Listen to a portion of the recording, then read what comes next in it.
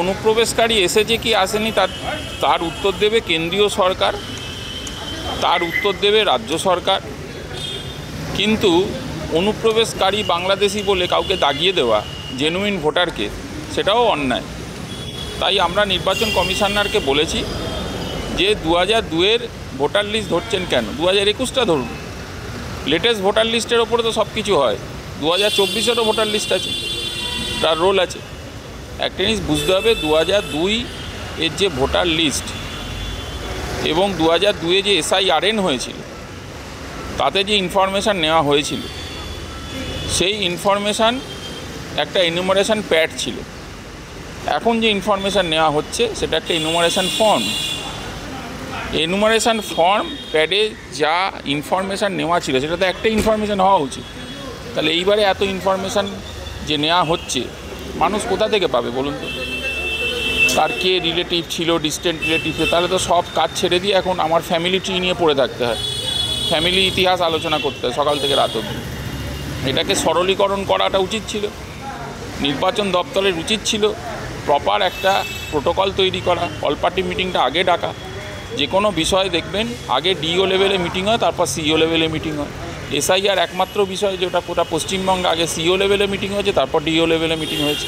এটাই আমাদের বক্তব্য, যে ভেতরে কোনো চক্রান্ত যাতে না হয়, কোনো জেনুইন ভোটারের নাম যাতে বাদ না যায়। কিন্তু মজার ব্যাপার হলো 3 কোটি নাম 3 মাসের ভেতরে 9,000 লোক কী করে পারবে?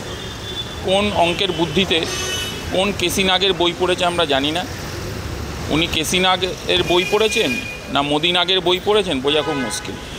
এই জন্য আমাদের খুব পরিষ্কার বক্তব্য, ত্রুটিহীন SIR, ত্রুটিহীন ভোটার লিস্ট এবং রাজনৈতিকবিহীন SIR পশ্চিমবঙ্গে করুন না। সারা বছর ধরে কী করছিলেন?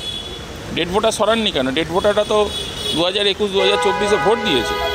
সেটা কার বদান্যতায় ভোটটা দিয়েছে তারা? এই 2021, 24 বাকি সমস্ত যা চলছে আমরা মানুষের সামনে এনেছি শুভঙ্কর সরকারের নির্দেশে এবং নেতৃত্বে।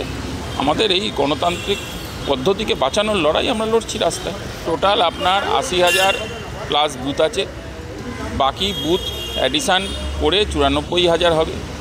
সেখানে দাঁড়িয়ে আমরা যেটা দেখতে পাচ্ছি খুব পরিষ্কারভাবে, এই বুথের যে বিন্যাস তাতে BLOই তো শর্টেজ আছে, BLO তো পাওয়া যাচ্ছে না। BLAদের জন্য এক নিয়ম, BLOদের জন্য আর এক নিয়ম, নির্বাচন ক্ষেত্রে অ্যাসেম্বলি ইলেকশন হলে আলাদা নিয়ম, নিয়ম তো একটাই হয়। এই জটিলতাটা কেন? এবং প্রত্যেকটা 10টা বুথ পিছু একটা করে সুপারভাইজার, অর্ধেক সুপারভাইজারকে পাওয়া যাচ্ছে না। BLOরা 10 তলা 12 তলা বিল্ডিংয়ে কলকাতা শহরে উঠতে পারে না, তারা কি ভোটের কাজ করবে? বললেই হয়ে গেল। প্র্যাকটিক্যাল রিয়ালিটি থেকে এই নির্বাচন কমিশন বহু দূরে, এটা আগেও বলেছি, এখন আমরা বলছি। কত ভোটার আমাদের রাজ্যে? টোটাল 7,66,00,000 ভোটার, এবং ভোটার লিস্ট আপনারা জানেন ফ্রিজ করে দেওয়া হয়েছে। সেই ভোটার লিস্ট ফ্রিজ করে দেওয়ার পরে এই সংখ্যা, এবং এই সংখ্যার ভেতরে প্রায় 40% এখনও ম্যাপিং হয়নি। এটা একটা বড় চিন্তার বিষয়। এখানে যাতে কোনো চক্রান্ত না থাকে এটাও আমরা বলছি। কতজন BLO করবে পুরো কাজটা? টোটাল এখন অবধি 80,684টা BLOকে নিয়োগ করা হয়েছে। এখন খাতায় কলমে নিয়োগ করা হয়েছে, তার কারেন্ট আপডেটেড BLO লিস্ট কিন্তু এখনও আসেনি।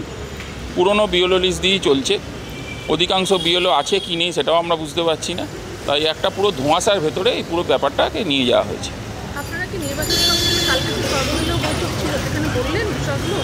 দেখুন, প্রসেনজিৎ বাসু আমাদের SIR কমিটির চেয়ারম্যান, সিনিয়র লিডার আমাদের ভাইস প্রেসিডেন্ট প্রশান্ত দত্ত, আমি সহ রহিম শেখ, আমরা সবাই সেখানে ছিলাম। আমরা আমাদের পার্টির তরফ থেকে শুভঙ্কর সরকারের নির্দেশে বক্তব্য রেখেছি, বুঝিয়ে বলেছি। শুনলে ভালো, তার কারণ যাই আমরা বলেছি নির্বাচন দপ্তর বলেছে দিল্লি জানে। এই দিল্লিতে কে জানে এটাও আমরা জানতে চেয়েছি।